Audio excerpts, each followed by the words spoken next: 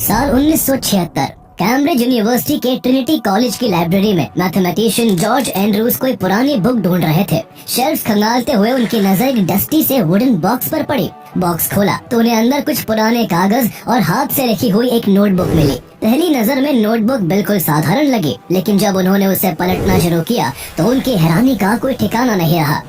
इस नोटबुक में mock theta functions और क्यू सीरीज जैसे टॉपिक्स पर 600 से ज्यादा कॉम्प्लेक्स फॉर्मूलाज थे। मॉक थीटा फंक्शंस पर जॉर्ज एंड्रूज ने खुद सालों पहले पीएचडी की थी और अब उसी से जुड़े फॉर्मूलाज अचानक उनके सामने थे। ये धूल खाती नोटबुक किसी और की नहीं बल्कि दुनिया के सबसे enigmatic mathematical mind Srinivasa Ramanujan की थी। ये वो हैंड रिटन नोट्स थे जिन्हें उन्होंने अपनी जिंदगी के आखिरी दिनों में लिखा था और इस नोटबुक को ही आज दुनिया द लॉस्ट नोटबुक के नाम से जानती है, जिसके फॉर्मूलाज आगे चलकर यूनिवर्स की सबसे बड़ी पहेली कहे जाने वाले ब्लैक होल को समझने के लिए बेहद जरूरी साबित हुए। रामानुजन की सोच अपने समय के मैथमेटिक्स और साइंस दोनों से कहीं आगे थी। रामानुजन ने बिना किसी फॉर्मल ट्रेनिंग के ऐसे मैथमेटिकल फॉर्मूलाज बनाए थे जो आज मॉडर्न टेक्नोलॉजी और मॉडर्न साइंस की बैकबोन बन चुके हैं। आज उनके फॉर्मूलाज स्पेस, टाइम और क्वांटम ग्रेविटी से लेकर स्ट्रिंग थ्योरी जैसे एडवांस कॉन्सेप्ट्स तक को भी समझने में काम आते हैं। कंप्यूटर प्रोग्रामिंग, क्रिप्टोग्राफी और डेटा एनालिसिस जैसे एडवांस फील्ड्स में भी उनकी रिसर्च ने अहम भूमिका निभाई है। आइए जानते हैं कि एक बेहद गरीब परिवार से बिलोंग करने वाले श्रीनिवासा रामानुजन कैसे मैथमेटिक्स के आसमान के कभी न ढलने वाले सितारे बन गए, जिन्हें उनके एक्स्ट्राऑर्डिनरी टैलेंट की वजह से the man who knew infinity कहा जाता है। प्रोफेसर हार्डी के मुताबिक गणित के जिन सूत्रों को सुलझाने में बड़े बड़े गणितज्ञों को भी 5 से 6 घंटे का समय लगता था, उसे सिद्ध करने के लिए रामानुजन सोचने का भी वक्त नहीं लेते थे। In 2012, former Prime Minister Manmohan Singh declared December 22nd as National Mathematics Day. उन्हें संख्या का जादूगर भी कहा जाता है और अपनी प्रतिभा और मौलिक तर्क शक्ति से उन्होंने गणित में कई महान खोजें की।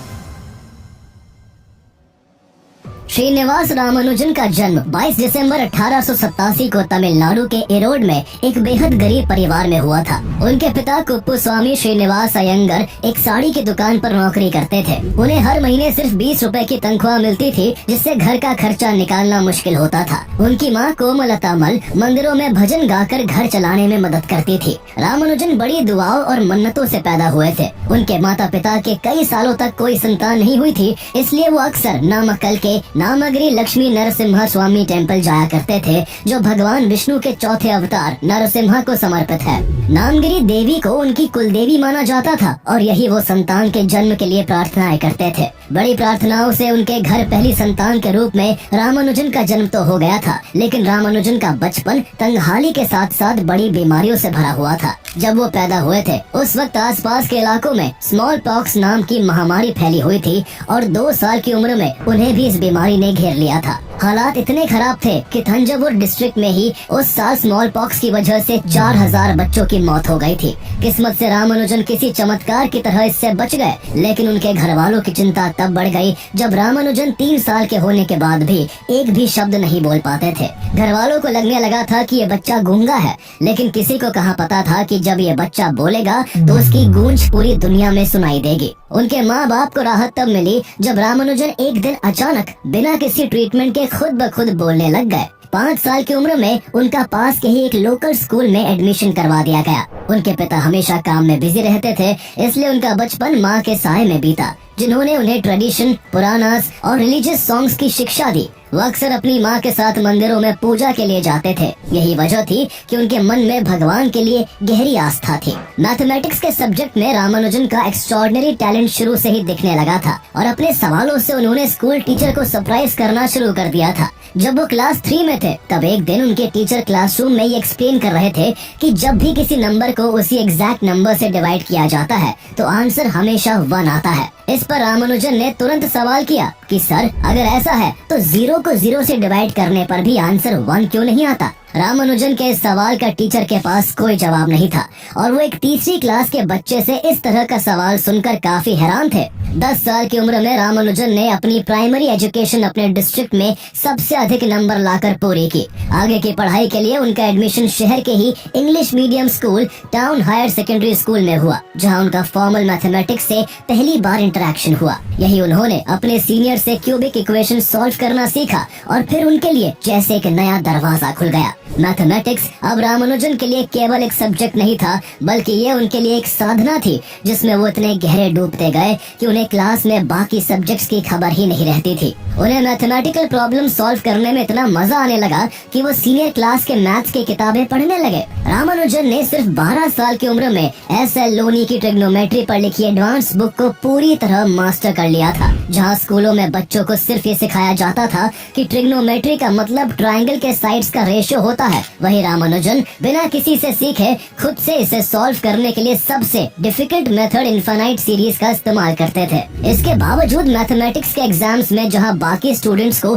3 घंटे लगते थे, रामानुजन वही पेपर सिर्फ 30 मिनट में कंप्लीट कर देते थे। सीनियर स्टूडेंट्स जिन प्रॉब्लम्स में फंसे रहते, रामानुजन के लिए उन क्वेश्चंस को सॉल्व करना बाएं हाथ का खेल था। 7th क्लास में ही रामानुजन अपने से बड़ी क्लासेस के स्टूडेंट्स को ट्यूशन देना शुरू कर चुके थे ताकि वो घर का खर्च चलाने में अपने माता पिता की मदद कर सके। रामानुजन के पास एक अलग तरह का नेचुरल टैलेंट था। जहां मैथमेटिक्स के सवालों को सॉल्व करने के लिए बड़े बड़े प्रोफेसर्स भी लंबा मेथड अपनाते थे, रामानुजन पलक झपकते ही उन्हें मेंटल कैलकुलेशन से सॉल्व कर देते थे। मैथमेटिक्स में उनका इंटरेस्ट एक ऑब्सेशन बनता जा रहा था। उन्होंने केवल 15 साल की छोटी सी उम्र में क्यूबिक इक्वेशंस, अर्थमेटिक्स और ज्योमेट्रिक सीरीज में खुद को मास्टर कर लिया था। इतना ही नहीं, उन्होंने क्वाड्रेटिक इक्वेशंस को सॉल्व करने का अपना एक अलग ही मेथड इन्वेंट कर लिया था। उन्हीं दिनों उन्हें अपने एक दोस्त से a synopsis of elementary results in pure and applied mathematics नाम की एक बुक मिली, जिसमें 5000 मैथमेटिकल थ्योरम्स का कलेक्शन था। इस बुक को देखकर रामानुजन की आंखों में चमक आ गई। उन्हें ऐसा लगा जैसे उन्हें अपने जीवन की सबसे कीमती चीज मिल गई हो। उन्होंने उसे पढ़ना शुरू किया और वो उसमें इतना खो गए कि उन्होंने न केवल उस किताब को कई बार पढ़ा, बल्कि वो उस बुक की हर थ्योरम को खुद से प्रूफ करने में जुट गए। इसका असर ये हुआ कि 1904 में उन्हें मैथमेटिक्स में शानदार प्रदर्शन के लिए उनके स्कूल की ओर से के रंगनाथा राव प्राइज से सम्मानित किया गया। इस प्राइज को देते वक्त स्कूल के प्रिंसिपल कृष्ण स्वामी अय्यर ने सबके सामने रामानुजन की ब्रिलियंस को डिस्क्राइब करते हुए कहा था कि ये बच्चा एग्जाम में मैक्सिमम पॉसिबल मार्क्स से भी ज्यादा नंबर लाने की काबिलियत रखता है। इसकी प्रतिभा को A+ या 100% जैसे ग्रेड्स डिफाइन नहीं कर सकते, क्योंकि इसकी इंटेलिजेंस को मेजर करने के लिए अभी तक कोई पैमाना ही नहीं बना है। इस सम्मान के बाद रामानुजन को कुंभकोणम के गवर्नमेंट आर्ट्स कॉलेज में आगे की पढ़ाई के लिए स्कॉलरशिप भी मिली। लेकिन यहाँ पढ़ाई के दौरान उनके साथ एक ऐसा इंसिडेंट हुआ जिसने उनकी लाइफ की डायरेक्शन ही बदल दी। वो मैथमेटिक्स में इस कदर डूब गए थे कि उन्हें बाकी सब्जेक्ट्स का कोई ध्यान ही नहीं रहा, जिसके चलते जब उनके 11th क्लास के एग्जाम हुए तो वो मैथमेटिक्स को छोड़कर बाकी सभी सब्जेक्ट्स में फेल हो गए। इस कारण उन्हें अपनी स्कॉलरशिप भी गंवानी पड़ी। उनके घर की फाइनेंशियल कंडीशन पहले ही बहुत खराब थी, इसलिए इस फेलियर ने रामानुजन को अंदर तक झकझोर दिया। उन्होंने बाकी सब्जेक्ट्स में इंटरेस्ट लेने की बहुत कोशिश की, लेकिन उन्हें फिर लगने लगा कि वो मैथमेटिक्स के अलावा कुछ और समझ ही नहीं सकते। इस प्रेशर की वजह से 1905 में रामानुजन अचानक घर छोड़कर निकल गए। वो करीब 1 महीने तक विशाखापट्टनम और राजमुंद्री में इधर उधर भटकते रहे। किसी तरह उन्होंने खुद को संभाला और वापस घर लौटे।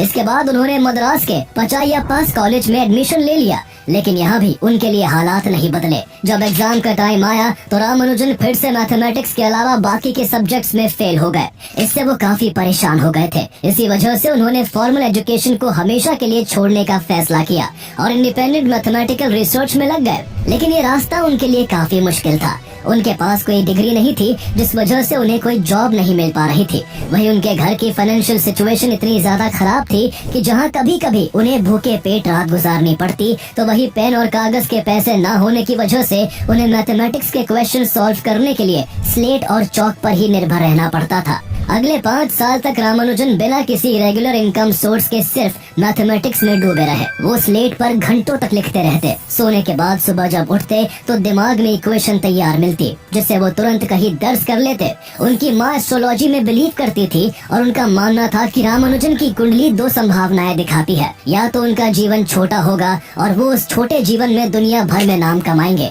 या फिर वो लंबा जिएंगे लेकिन उनकी जिंदगी एक आम इंसान की तरह होगी। 1909 में रामानुजन की शादी जानकी देवी नाम की लड़की से करवा दी गई। हालांकि उस समय उनकी पत्नी केवल 10 साल की थी, इसलिए वो अपने पिता के घर ही रहा करती थी। इसी बीच रामानुजन के लिए एक और बड़ी मुश्किल खड़ी हो गई। उनकी टेस्टिस में हाइड्रोसेल डेवलप हो गया था जिसका ऑपरेशन होना बहुत जरूरी था, लेकिन उनकी फैमिली के पास इतने पैसे नहीं थे और रिश्तेदारों ने भी मदद करने से इनकार कर दिया था। ऐसे में जनवरी 1910 में डॉक्टर कुप्पुस्वामी ने वॉलंटियर करते हुए उनकी फ्री में सर्जरी की थी।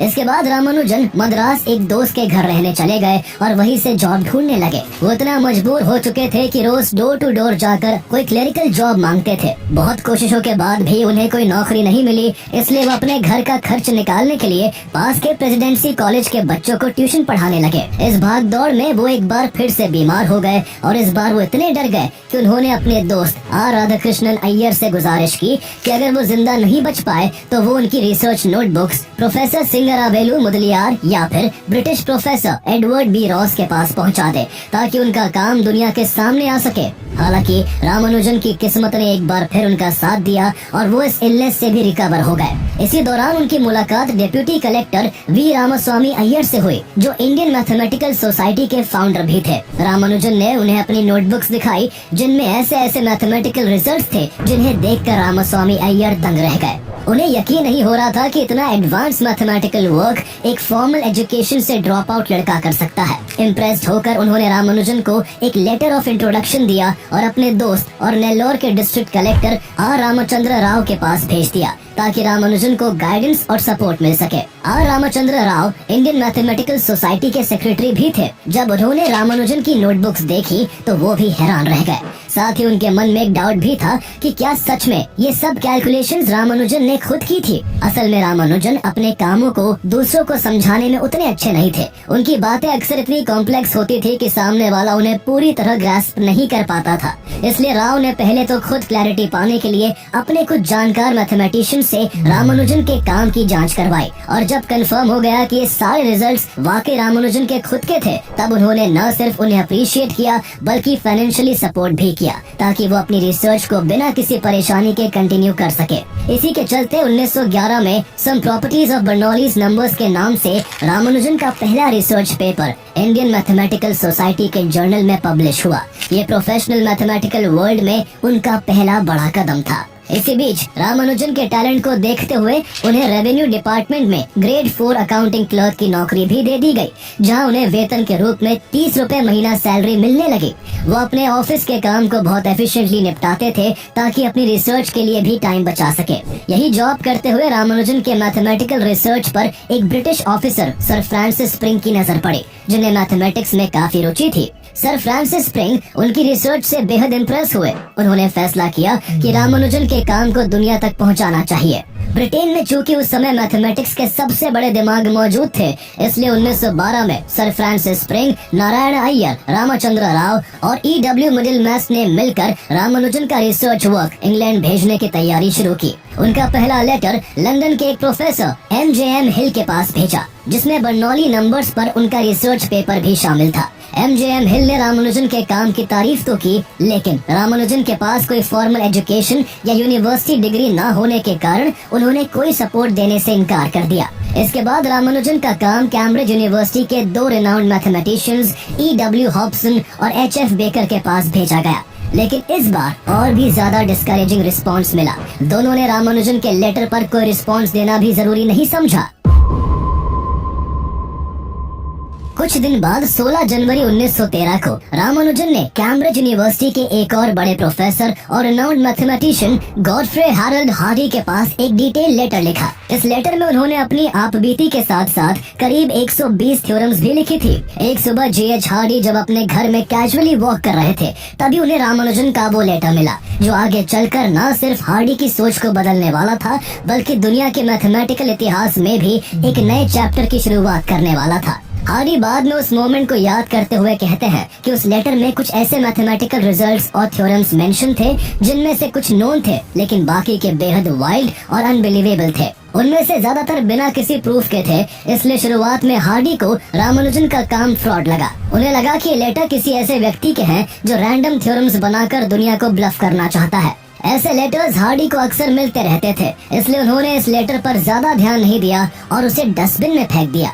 इसके बाद हार्डी अपने डेली रूटीन में लग गए, लेकिन उनके दिमाग में दिन भर उस लेटर की इक्वेशंस घूमती रही। उनके अंदर एक कॉन्फ्लिक्ट चल रहा था कि क्या यह आदमी वाकई एक फ्रॉड है या फिर कोई ऐसा नेचुरल जीनियस है जिससे वो आज पहली बार टकरा रहे हैं। शाम होते होते हार्डी ने अपने इस कंफ्यूजन को अपने दोस्त जॉन एडिसन लिटिलवुड के साथ शेयर किया, जो खुद एक बड़े मैथमेटिशियन थे। उसी दिन दोनों ने डिनर पर रामानुजन के उस लेटर की डिटेल स्टडी की और काफी लंबी चर्चा के बाद दोनों इस निष्कर्ष पर पहुंचे कि रामानुजन एक नेचुरल मैथमेटिकल जीनियस है, जिन्हें महान मैथमेटिशियंस गॉस और यूलर के लेवल पर रखा जाना चाहिए। हार्डी रामानुजन के टैलेंट से इतने ज्यादा खुश थे कि उन्होंने रामानुजन के उस लेटर को अपनी जिंदगी का एक रोमांटिक इंसिडेंट करार दिया था। बाद में उन्होंने कहा था, रामानुजन के थ्योरम्स ने मुझे पूरी तरह हरा दिया।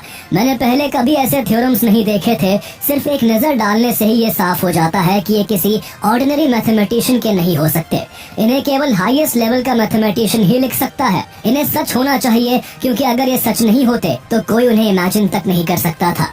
इसके बाद हार्डी और लिटिलवुड ने रामानुजन के काम की चर्चा उस समय के महान मैथमेटिशियन और फिलोसोफर बर्ट्रैंड रसल से की। बर्ट्रैंड रसल को जब रामानुजन के बारे में बताया गया तो हार्डी ने प्राउडली कहा कि हमने मद्रास के एक हिंदू क्लर्क के रूप में दूसरा न्यूटन खोज निकाला है। इतने बड़े मैथमेटिशियंस द्वारा रामानुजन का इतने बड़े बड़े नामों से कंपैरिजन करना साफ दिखाता था कि रामानुजन का काम कितना हाई लेवल और एक्सेप्शनल था। हार्डी ने रामानुजन से कुछ थ्योरम्स के प्रूफ और प्राइम नंबर्स पर उनकी रिसर्च के कुछ और भाग भेजने की भी रिक्वेस्ट की। हार्डी के रिस्पॉन्स से सालों तक अपनी पहचान बनाने को मोहताज रामानुजन की खुशी का ठिकाना नहीं रहा। उनका हौसला 7वें आसमान पर पहुंच चुका था और जल्दी ही उन्होंने हार्डी को एक दूसरा लेटर लिखा। रामानुजन और G.H. हार्डी एक दूसरे से काफी अलग थे। हार्डी एक हार्डकोर एथिस्ट थे जो सिर्फ उन्हीं चीजों में बिलीव करते थे जो लॉजिक और प्रूफ पर बेस्ड होती थी। वहीं दूसरी तरफ रामानुजन एक डीपली स्पिरिचुअल व्यक्ति थे। ईश्वर पर उनका इतना गहरा विश्वास था कि वो कहा करते थे कि जो इक्वेशन भगवान के विचार को रिफ्लेक्ट ना करे उसका मेरे लिए कोई मतलब नहीं है। जब उनसे पूछा जाता कि इतने मुश्किल इक्वेशंस इतनी आसानी से कैसे बना लेते हो, तो वो जवाब देते कि माँ नामगिरी देवी मेरे सपनों में आकर ये सब बता जाती है। हार्डी और रामानुजन की अपब्रिंगिंग, बिलीफ सिस्टम और एजुकेशनल बैकग्राउंड सब एक दूसरे से अलग थे। एक और जहां रामानुजन के पास कोई फॉर्मल कॉलेज डिग्री तक नहीं थी, वहीं हार्डी के पास one of the best educational experience था। लेकिन एक चीज थी जो उन्हें जोड़ती थी, वो थी मैथमेटिक्स। इसी शेड पैशन ने ज्योग्राफी, रिलीजन और थिंकिंग के सारे फर्क मिटा दिए थे। दो मैथमेटिकल माइंड्स एक साथ आकर आने वाले समय में दुनिया को मैथमेटिक्स के कुछ सबसे कॉम्प्लेक्स और ब्यूटीफुल थ्योरम्स देने वाले थे। रामानुजन की रिसर्च का जादू G.H. हार्डी पर इस कदर छाया कि उन्होंने रामानुजन को कैम्ब्रिज आकर उनके साथ रिसर्च करने के लिए इनवाइट कर लिया।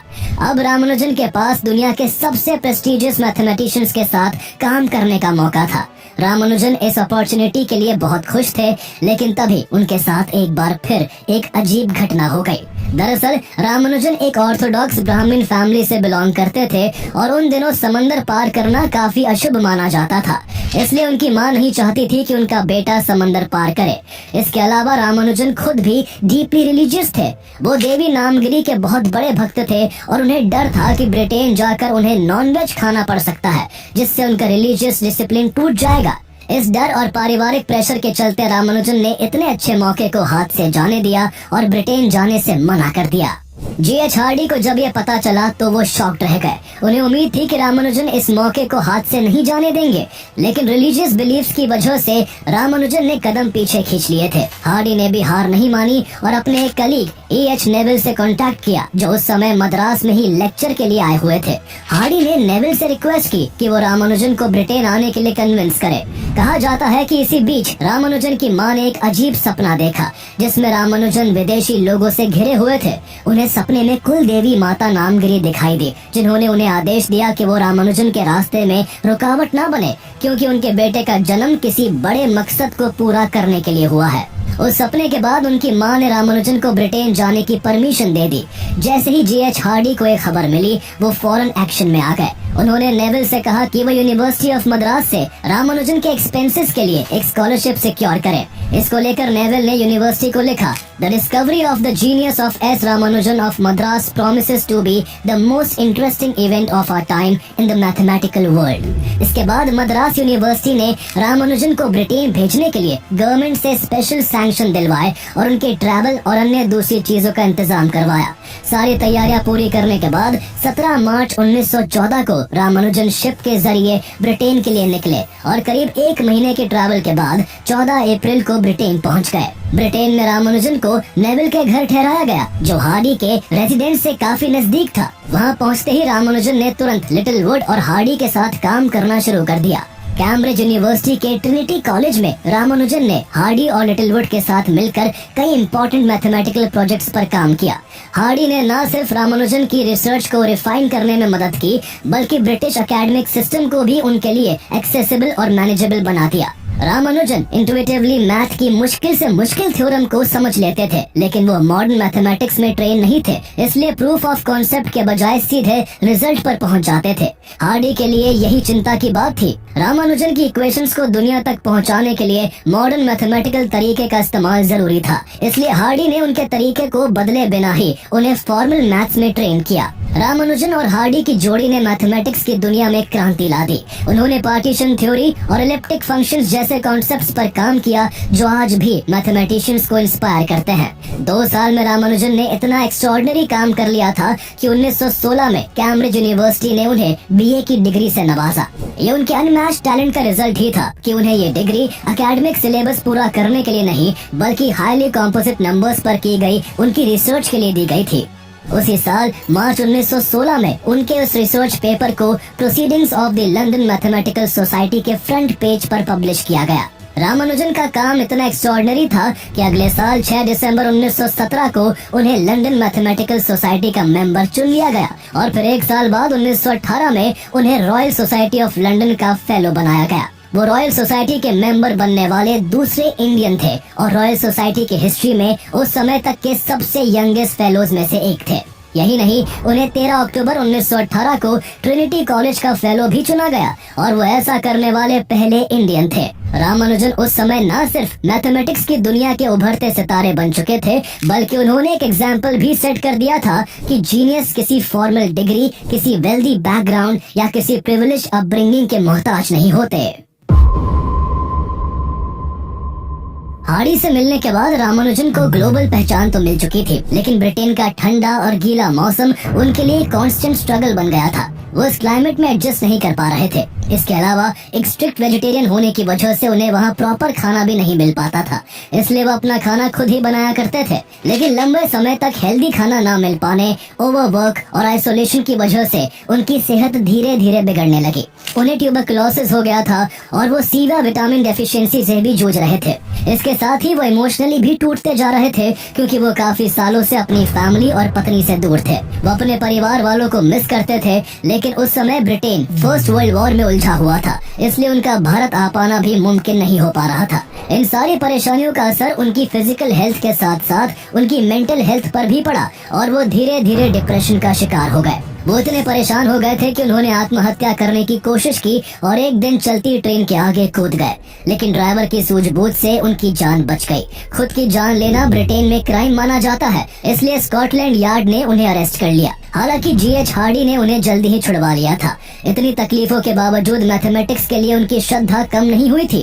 वो हॉस्पिटल बेड पर भी लेटे लेटे इक्वेशंस और थ्योरीज पर काम करते रहते थे। ऐसे ही एक बार जब रामानुजन हॉस्पिटल में भर्ती थे, तब हार्डी उनका हालचाल लेने हॉस्पिटल एक टैक्सी से आए थे, जिसका नंबर 1729 था। नंबर्स को लेकर दोनों के बीच हर समय बात होती ही रहती थी, इसलिए हार्डी ने रामानुजन के पास पहुंचते ही कहा, 1729 एक बहुत ही डल नंबर है। इस पर रामानुजन ने दिमाग में ही कैलकुलेशन करते हुए तुरंत जवाब दिया, नहीं, 1729 एक बहुत ही इंटरेस्टिंग नंबर है, क्योंकि 1729 एक ऐसा स्मॉलेस्ट नंबर है जिसे 2 डिफरेंट वेज से सम ऑफ 2 क्यूब्स के रूप में लिखा जा सकता है। आगे रामानुजन ने उन्हें बताया कि 1729 को 12 क्यूब प्लस 1 क्यूब और 10 क्यूब प्लस 9 क्यूब के रूप में एक्सप्रेस किया जा सकता है। बीमारी के बावजूद उनके इस जवाब को सुनकर हार्डी हैरान रह गए थे।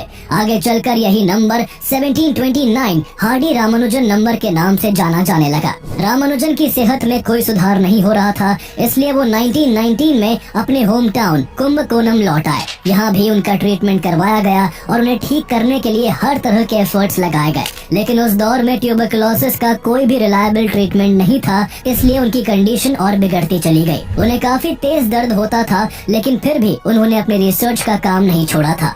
अपने आखिरी दिनों में जब उन्हें लगने लगा कि अब वो बच नहीं पाएंगे, तो उन्होंने हार्डी को एक चिट्ठी लिखी। उस चिट्ठी में उन्होंने मॉक थीटा फंक्शंस के बारे में बताया, जो उस समय तक पूरी दुनिया के लिए एक रहस्य था। लेकिन इससे पहले कि हार्डी रामानुजन को कोई जवाब दे पाते, 26 अप्रैल 1920 को केवल 32 साल की छोटी सी उम्र में मैथमेटिक्स के महान सितारे ने दुनिया को अलविदा कह दिया। इतनी कम उम्र में रामानुजन ने एक ऐसी मैथमेटिकल लेगेसी छोड़ दी जो आज भी दुनिया भर के स्कॉलर्स और साइंटिस्ट के लिए इंस्पिरेशन है।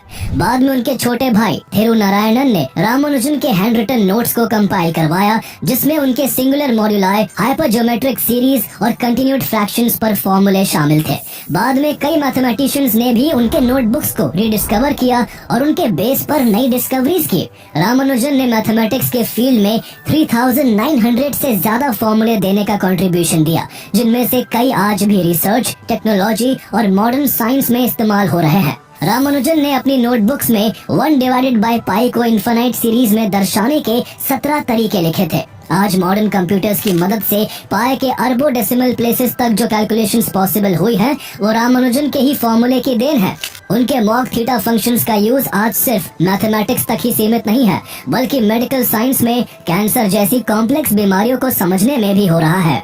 इसके अलावा रामानुजन ने इन्फिनाइट सीरीज को सॉल्व करने के भी नए टेक्निक्स और फॉर्मूलाज डिस्कवर किए थे, जो आज मॉडर्न मैथमेटिक्स की बैकबोन बन चुके हैं। रामानुजन की मॉड्यूलर फंक्शंस और मॉक थीटा फंक्शंस जैसी कुछ इक्वेशंस बाद में थ्योरेटिकल फिजिक्स में बेहद अहम साबित हुई।